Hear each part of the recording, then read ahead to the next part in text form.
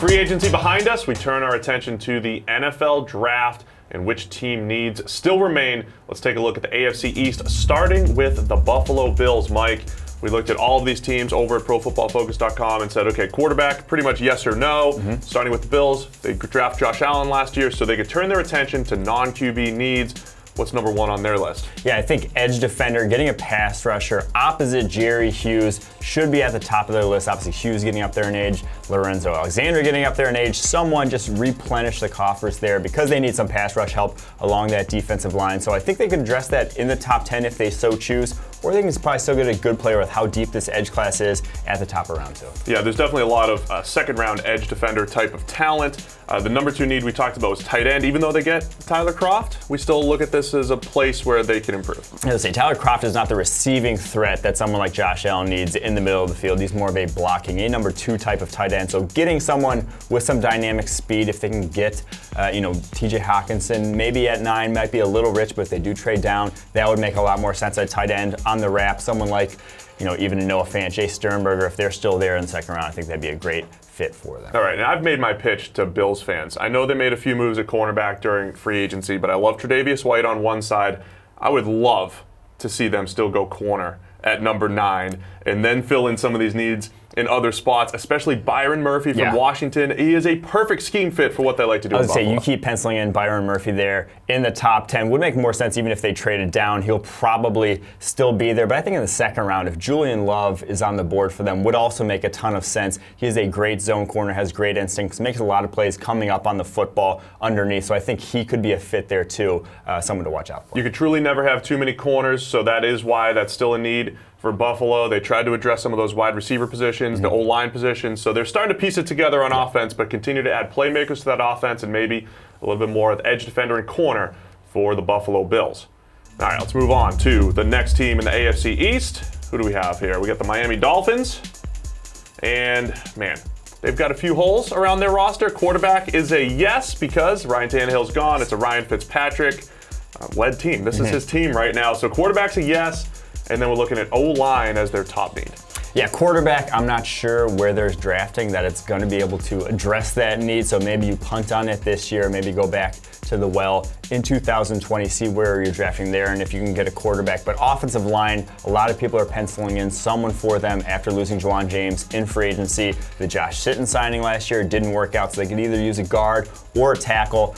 Jawan Taylor makes a lot of sense. Already played right tackle, could step in day one across from Laramie Tunsil, get your bookends there on the offensive line. If Jawan Taylor's off the board, maybe a Dalton Reisner, another guy that's played right tackle from Kansas State. Then we're looking at edge defender as another big need. This feels like it's been a need for them for a few years. They tried with Charles Harris a couple years ago. It didn't really work out. They still need more bodies. Yeah, there. Charles Harris did not really work out for them. I see someone like Brian Burns in the conversation for them in the first round. Similar to Charles Harris in terms of a pass rusher, but on the complete opposite end of the spectrum athletically. Charles Harris, a limited athlete who had a great spin move. Brian Burns, an elite athlete with a great spin move. I think if you're looking to go back to that position, he would make a lot of sense. And then looking at number 3, the linebacker position, they've tried, Kiko Alonso, they've tried Jerome Baker and Raekwon McMillan over the last couple of years, but they still need that upgrade in speed and guys that can patrol the middle from a coverage standpoint. Yeah, I think just athletically, they need to bring some sort of athleticism into that room. I'm not sure round 1 is where I'd end up doing that with, like I said, all the other needs on the roster, more value positions like tackle, like edge rusher should be there. So maybe round 2, round 3, someone like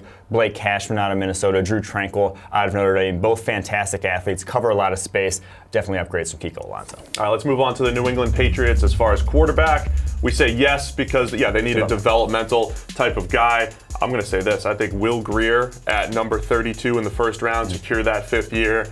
I don't know if the NFL's as high on Will Grier maybe as we are. I think he might be the perfect Patriots fit at that point if they're looking at a guy to maybe sit for a couple years behind Brady. Yeah, I think Will Grier would make a lot of sense there. I'm not sure how high NFL teams are, and I haven't seen a lot of first-round talk, but very accurate in our system. I think even Ryan Finley from NC State would make a lot of sense for the Patriots for a developmental type quarterback because his biggest weakness right now is his arm strength. See if you can get him in the weight room, get him stronger, get that arm strength up, if that's even a possibility, to an NFL level, because his accuracy at the intermediate range is already at an NFL level, but it is the arm strength that's a big concern with him. And then the top two non-quarterback needs, wide receiver and tight end, now that Rob Gronkowski is retired. Wide receiver, you've got Julian Edelman, Philip Dorsett. No real outside receiving threats again, even though they won the Super Bowl with some questionable outside receiving threats last year. Yeah, I was going to say, so Chris Hogan role in that offense, someone who has some deep speed. There's a lot of good options in this class to fill it. Don't necessarily need to do it in the first round either. Maybe someone like Terry McLaurin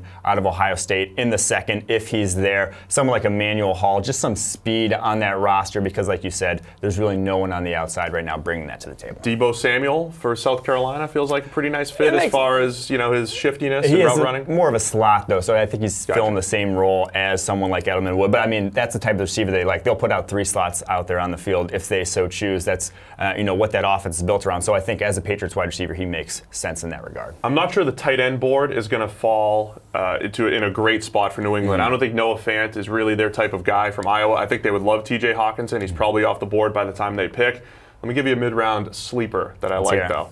His comparables as far as his size and hands, Josh Oliver from San Jose State, his comps are a little Gronk-ish. He's not the same type of athlete, but he's got some Gronk type of size. I could see them liking a guy like Josh Oliver from San Jose State in the middle rounds. I also will throw in Irv Smith there to go back to the RIP Aaron Hernandez role in that offense. He can do a lot of things in an H-back sort of role that the Patriots have utilized over the years. So I'll throw him in that conversation. Not a Gronk replacement, but also a weapon in terms of movability over the middle of the field. Small target, but really good athlete. And then number 3 need for the Patriots, another one that seems to be a yearly thing, edge defender. They lose Trey Flowers, replace him with Michael Bennett.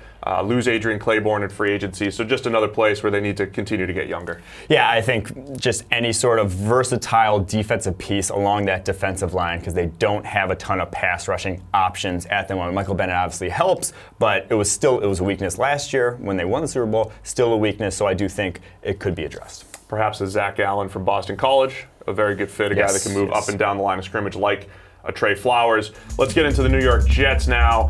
The team need that is number 1 for them. They don't need a quarterback, but number 1, edge defender for the 15th straight year. This is the big need for the New York Jets. Yes, and I think they'll be in a great position to address it. I think they'll either get Josh Allen or Nick Bosa there in the top 5. Will fall into their lap, and they would be over the moon to pick either of those guys. I think both should step in right away and be their best pass rushing option, should be able to produce from day one. And then wide receiver, another place where they just need to continue to add playmakers around Sam Darnold. It's a good draft to just get different styled receivers, and they can, have their pick of a lot of good players. I was going to say, they're in a great spot right now with their draft because of how deep the wide receiver class is. They'll be able to get one, in round 3, who some other drafts would be drafted early round 2, maybe even round 1. There's a ton of talent that's going to get pushed down the board at wide receiver because there's so many in that, after that, top 15 mix that are going to be, depending on what you want, what you need, or going to be there. So I think they're in the position to draft their edge at the top and then, wide receiver later in the draft. Depending on how the NFL values them, Andy Isabella, who we have as a first-round talent, could be around